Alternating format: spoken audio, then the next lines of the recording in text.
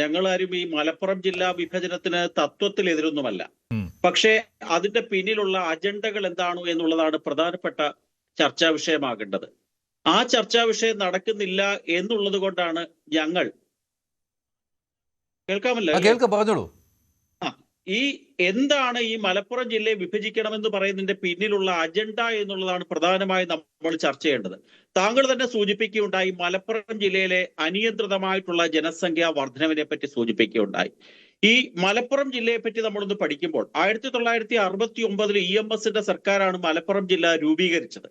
ആ സമയത്ത് ആരൊക്കെയാണ് എതിർത്തത്? കോൺഗ്രസ് എതിർത്തിട്ടുണ്ട്, CPI എതിർത്തിട്ടുണ്ട്. എല്ലാവരും അക്കാലത്ത് മലപ്പുറം ജില്ല രൂപീകരിക്കുന്നതിന് ശക്തമായി എതിർത്ത കക്ഷികൾ തന്നെയാണ്. ഇന്ന് അവരൊക്കെ പറയുന്നു വികസനം ഉണ്ടാകണമെന്നുണ്ടെങ്കിൽ മലപ്പുറം ജില്ലയെ 3ആയിട്ട് മുറിക്കണമെന്ന് പറയുന്നു. എന്താണ് വികസനം ഉണ്ടാകാത്തതിന്റെ കാരണം? എന്താണ് ഇതിന്റെ പിന്നിലെ അജണ്ട? ഇക്കാര്യങ്ങളെ പറ്റി ചർച്ച ചെയ്യാതെ മലപ്പുറത്തിനെ 3ആക്കണമെന്ന് പറയുന്നു. ഈ മലപ്പുറത്തിനെ 3ആക്കിയത് കൊണ്ട് വികസനം ഉണ്ടാവുകയായിരുന്നുവെങ്കിൽ എറണാകുളത്തിനെയും കോട്ടയത്തിനെയും മുറിച്ചുകൊണ്ട് 1960കളുടെ അവസാനം 70കളില് ഇടുക്കി ജില്ല ഉണ്ടാക്കിയല്ലോ. ആ ഇടുക്കി ജില്ലയിൽ എന്തേ വികസനം ഉണ്ടാകുന്നില്ല? നമ്മൾ അതിനെപ്പറ്റി പഠിക്കേണ്ടതില്ലേ?